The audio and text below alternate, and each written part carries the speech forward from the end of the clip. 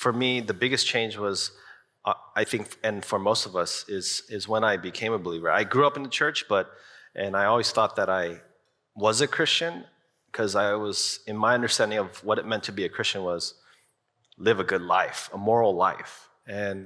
But I ended up going to a youth retreat, and that's when God kind of, rearranged everything, and he kind of put it in order where, first of all, he showed me that I was a sinner, that I couldn't save myself.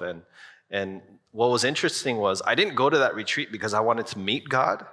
I went to that retreat because I wanted to hang out with my friends.